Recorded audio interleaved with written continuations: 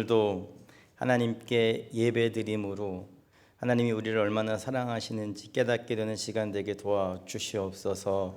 하나님 말씀을 전합니다. 전하는 자도 은혜 받게 도와주시고 듣는 자들도 은혜 받는 복되고 아름다운 시간 될 수 있도록 축복해 주옵소서. 감사드립니다. 예수님의 귀하신 이름으로 기도드렸습니다. 아멘. 옆에 분들과 함께 인사하겠습니다. 하나님은 당신을 사랑하십니다.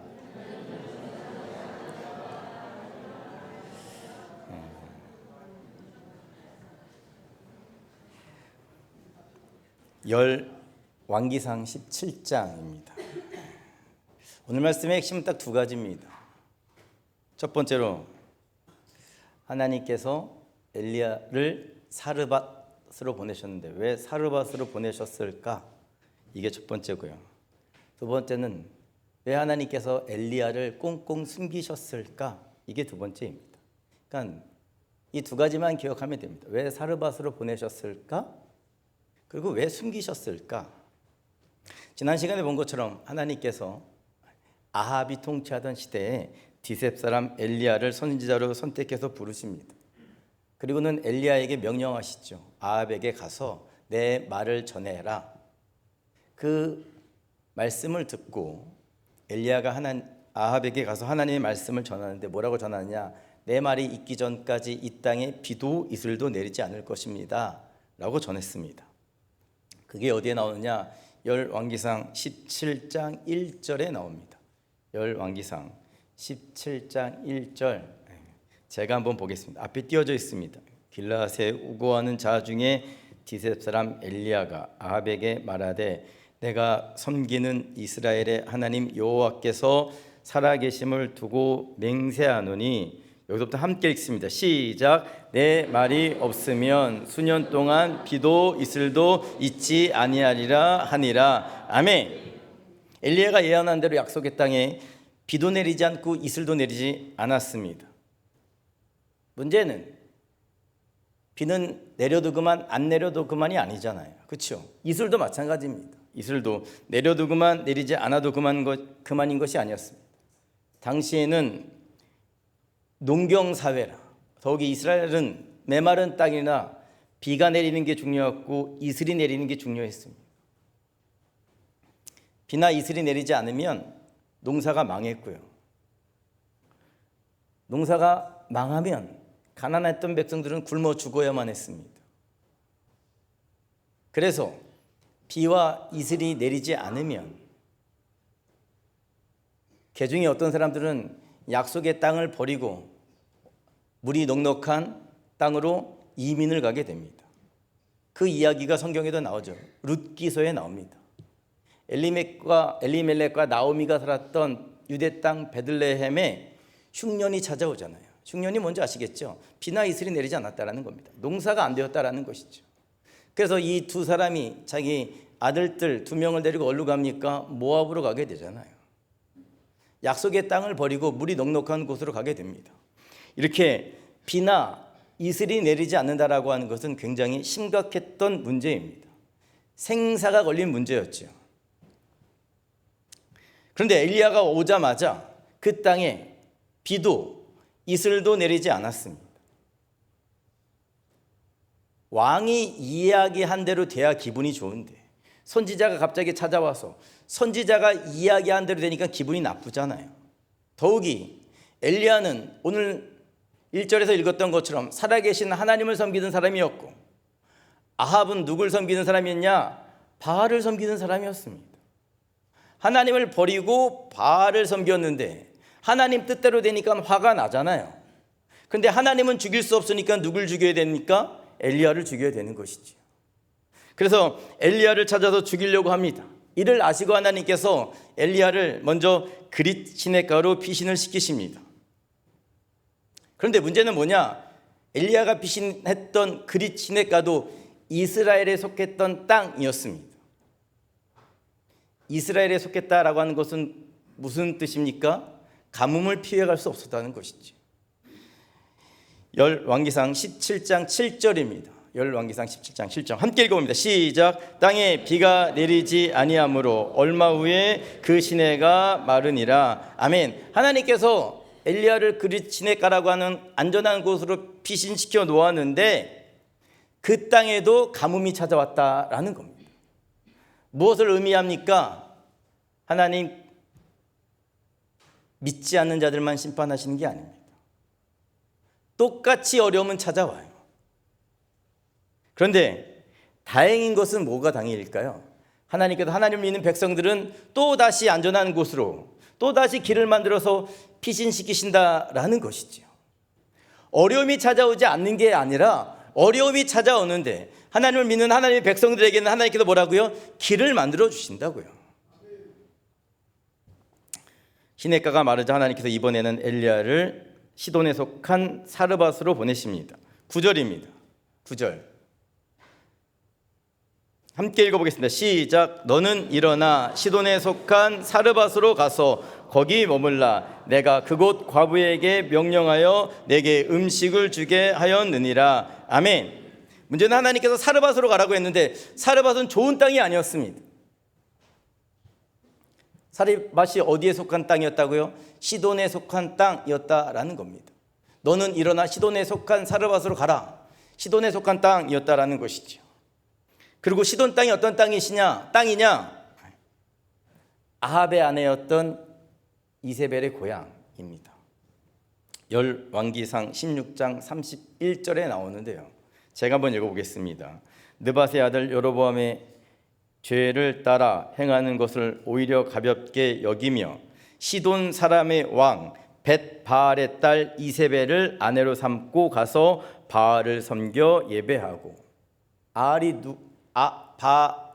아합이 누구를 아내로 맞이했냐면 시돈의 왕이었던 벳바알의 딸을 자기의 아내로 맞이했다라는 겁니다.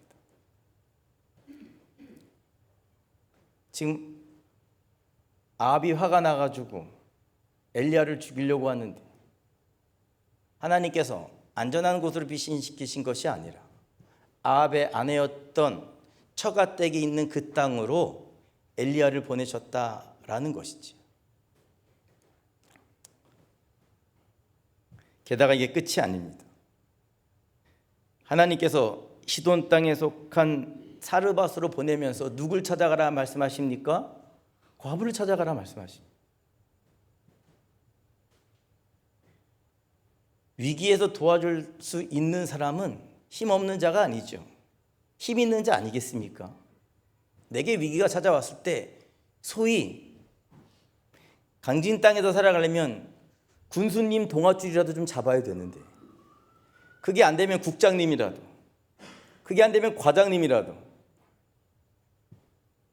성경에서 이야기하는 과부는요 성경에서 이야기하는 과부는 약자 중에 약자였습니다. 세 개의 그룹이 약한 성경에도 제일 약자로 나오는데 첫 번째는 고아, 두 번째 과부, 세 번째 나그네가 성경에서 이야기하는 약자들입니다. 약자, 힘없는 자들. 신명기 24장 19절에 나옵니다. 신명기 24장 19절 제가 한번 읽어보겠습니다. 내가 밭에서 곡식을 벨 때에 그 한 뭇을 밭에 잊어버렸거든 다시 가서 가져오지 말고 나그네와 고아와 과부를 위하여 남겨두라. 그리하면 내 하나님 여호와께서 내 손으로 하는 모든 일에 복을 내리시리라. 아멘. 성경에도 이야기하는 약자가 세 그룹이 있었는데 하나는 고아, 과부 그리고 나그네였다라는 겁니다. 근데 하나님께서 엘리야를 사르밧으로 보내실 때 군수님한테 보내셨으면 얼마나 좋았겠습니까? 과장님이나 국장님한테 보내셨으면 얼마나 좋았겠습니까? 그런데 엘리야를 보내실 때에 누구한테 보냈다고요? 힘없는 과부에게 보냈다라는 것이지. 잘 생각해 보십시오. 내가 만약에 엘리야였다고 한다면 아합의 아내, 나를 죽이려고 하는 사람의 아내의 처가로 가야 되는데 하필 그 땅에 누구에게 보내셨냐? 힘 있는 사람도 아니고 과부에게 보내셨다라는 겁니다. 가고 싶겠냐고요. 놀라운 건 오늘 보면 10절에 나오는 것처럼 엘리야가 말씀에 순종해서 또 갑니다. 10절 보겠습니다. 10절 그가 일어나 사르밧으로 가서 성문에 이를 때에 한 과부가 그곳에서 나뭇가지를 줍는지라. 이에 불러 이르되 청하건대 그릇에 물을 조금 가져다가 내게 마시게 하라. 아멘. 놀라운 건 뭡니까? 엘리야가 하나님의 말씀을 듣고 순종했다라는 것이지. 가라 말씀하시니 사르밧으로 갑니다. 이게 엘리야의 믿음이었습니다. 믿음. 하나님이 가라고 하시면 엘리야는 순종해서 가는 사람. 하나님이 멈추라고 하시면 엘리야는 가고 싶어도 멈추는 사람.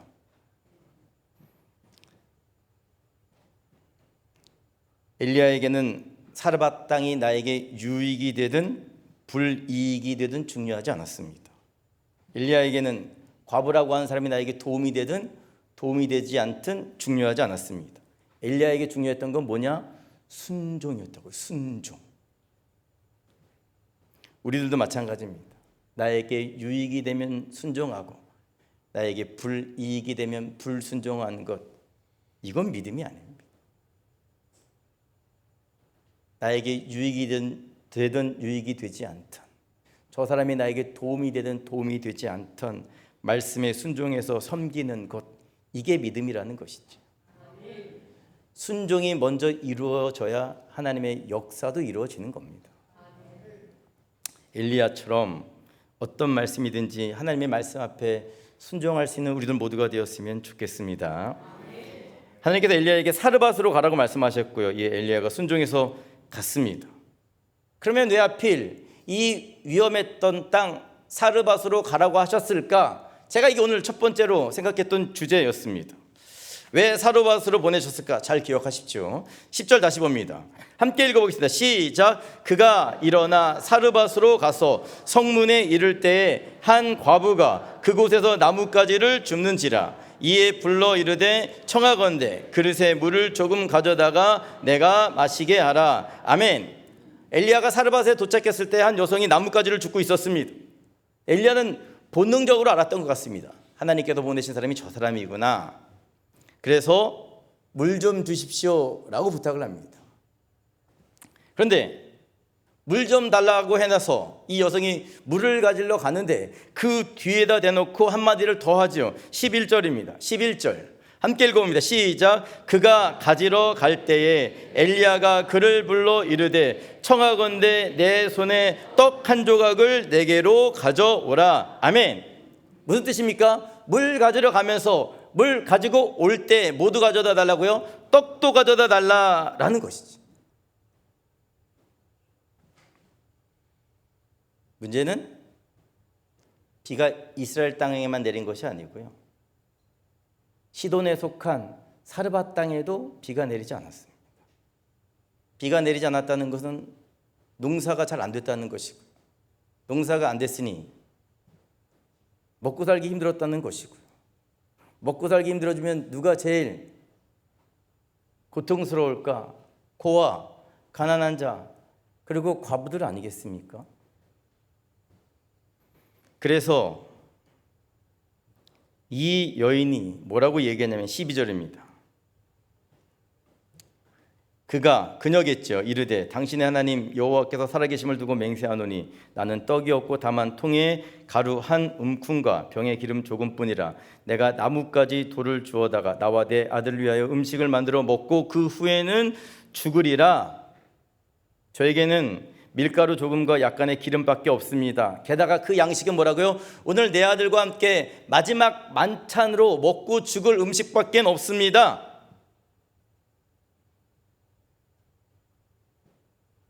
라고 했더니 그럼에도 불구하고 엘리야가 떡을 만들어 오라고 합니다. 13절입니다. 13절 함께 읽어보겠습니다. 시작. 엘리야가 그에게 이르되 두려워하지 말고 가서 내 말대로 하려니와 먼저 그곳으로 나를 위하여 작은 떡 한 개를 만들어 내게로 가져오고 그 후에는 너와 내 아들을 위하여 만들라. 아멘. 이 여성이 분명히 나와 내 자식이 마지막으로 먹고 죽을 떡밖에 없습니다. 기름밖에 없습니다. 밀가루 한 움큼밖에 없습니다. 라고 말했음에도 불구하고 이 엘리야가 그래도 떡을 갖고 오라는 겁니다. 만들어서. 먹을 게 없다니까요. 마지막 음식이라니까요. 지혜로운 사람의 특징이 뭔지 아십니까? 지혜로운 사람의 특징은 거절하는 말을 잘 알아듣는 사람이 지혜로운 사람입니다. 이해가 되시겠죠? 됐습니다. 이게 안 될 때가 많이 있더라고요. 괜찮습니다. 괜찮지 않을 때가 많이 있더라고요. 목회를 하다 보면 명절 때 꼭 주일이 낄 때가 있잖아요. 그럼 우리 어머니께서 또 얘기를 잘해야 되는데 이게 꼭 보시더라고요, 설교를. 괜찮다, 안 와도 된다. 이게 괜찮은 게 아니더라고요. 네.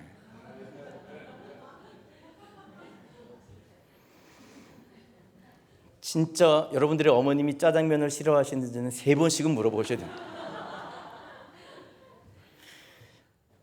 근데 사르밧 과부는 돌려서 이야기하지 않았습니다. 직설적으로 얘기했습니다. 나 음식 없어.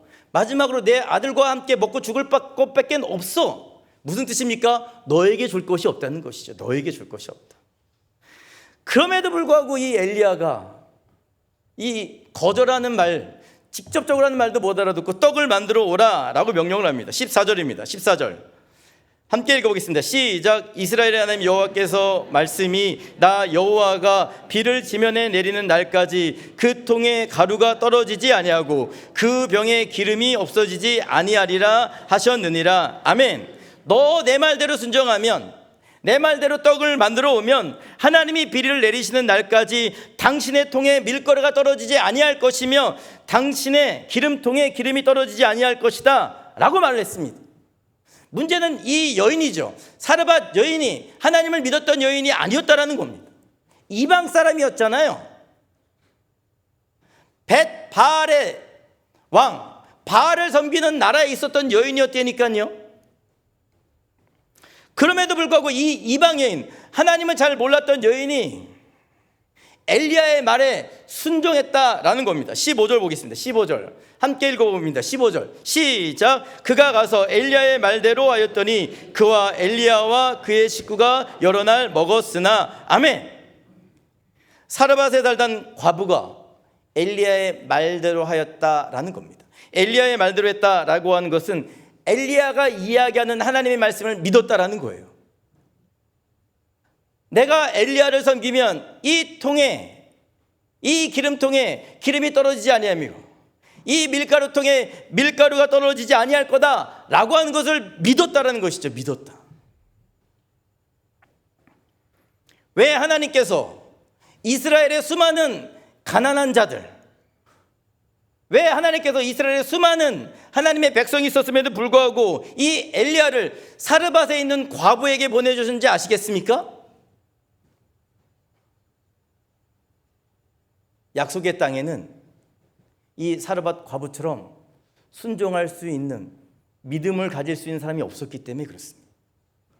약속의 땅이 없어서 하나님께서 찾고 찾다가 어디에게 보냈냐? 사르밧 땅에 그 과부에게 보내셨다라는 것이지. 마가복음에 보면 여러분들이 잘 아는 수로보니게 여인이 등장합니다. 이방 여인이었습니다. 자기의 딸이 귀신 들리자 예수님을 찾아와서 고쳐달라라고 부탁합니다. 근데 평상시에 유하셨던 예수님께서 굉장히 거칠게 거절하십니다. 어떻게 거절하셨냐? 마가복음 7장 27절입니다. 마가복음 7장 27절 함께 읽어보겠습니다. 시작. 예수께서 이르시되 자녀로 먼저 배불리 먹게 할지니 자녀의 떡을 취하여 개들에게 던짐이 마땅치 아니하니라. 아멘. 예수님께서 뭐라고 말씀하셨냐면 내 자녀들에게 줄 떡을 개들에게는 던져주지 않겠다라고 말씀하십니다. 내 자녀들은 누굽니까? 이스라엘 백성들이겠죠. 개들은 누굴 이야기하는 겁니까? 이방인들을 이야기합니다. 예수님께서 생명의 떡을 가지고 이 땅에 오셨습니다. 누굴 주시기 위해서? 이스라엘 백성들을 위해서. 이스라엘 백성들을 먹이기 위해서 생명의 떡을 갖고 오셨다니까요. 하지만 이스라엘 백성들 중에는 이 주님께서 주신 생명의 떡을 먹을 만한 믿음을 가진 사람이 없었습니다. 그래서 예수님께서 가져오셨던 그 생명의 떡을 누구에게 주십니까? 수로보니게 여인에게 주시잖아요. 지금도 마찬가지입니다. 하나님께서 저와 여러분을 왜 하나님의 자녀로 불러주신지 아시겠습니까? 생명의 떡을 주시기 위해서, 축복해 주시기 위해서 불러주셨다라는 것이죠. 근데 그 하나님께서 주시려고 하는 축복과 생명의 떡은 누구만 먹을 수 있느냐? 믿음을 가진 자들만 먹을 수 있다라는 것이죠. 그냥 나는 크리스찬입니다, 세례받았습니다, 집사입니다, 장로입니다, 이것 때문에 먹을 수 있는 것이 아니라 생명의 떡은 누구만 먹을 수 있느냐? 믿음을 가진 자들만 먹을 수 있다라는 겁니다. 안타깝게도 엘리야가 살았던 시대에 이스라엘 땅에는 믿음을 가진 자가 한 명도 없었습니다. 그래서 하나님께서 찾다 못 찾아서 엘리야를 누구에게 보내셨냐? 사르밧에 살던 과부에게 보내셨다라는 것이지요. 무슨 뜻입니까? 하나님은 누가 믿음을 가졌는지, 누가 믿음을 갖지 않았는지를 너무나도 잘 알고 계시다라는 겁니다. 사랑하는 여러분, 우리는 하나님을 믿는 믿음으로 하나님을 기쁘시게 하는 자가 되었으면 좋겠습니다. 이렇게 하나님께서 첫 번째로 말씀을 받아들일 준비가 되어 있던 사르밧 과부를 축복해 주시기 위해서 엘리야를 이세벨의 고향 시돈에 속한 사르밧으로 보내십니다. 이게 첫 번째 핵심이었고, 두 번째 핵심은 뭐냐? 엘리야를 숨기신 이유가 뭘까? 하나님께서 엘리야를 꽁꽁 숨기십니다. 처음엔 그리치네가에 숨기셨고요, 두 번째는 사르밧에 숨기셨습니다.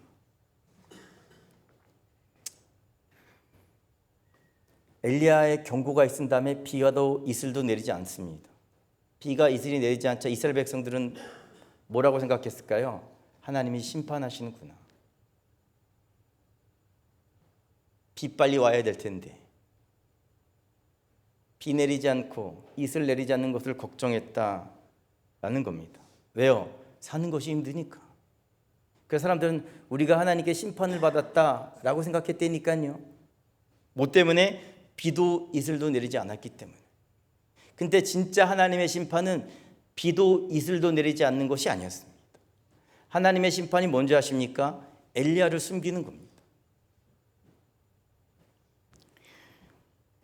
축복의 통로가 뭡니까? 하나님의 말씀을 듣고 믿는 게 축복의 통로잖아요. 그렇잖아요. 축복의 통로는 하나님의 말씀을 듣고 믿음으로 하나님께서 복 주신다니까요. 그런데 믿음은 언제부터 생기냐? 말씀을 들을 때부터 생기는 겁니다. 근데 생각해 보십시오. 하나님께서 누굴 숨기셨다고요? 엘리야를 숨기셨다고요.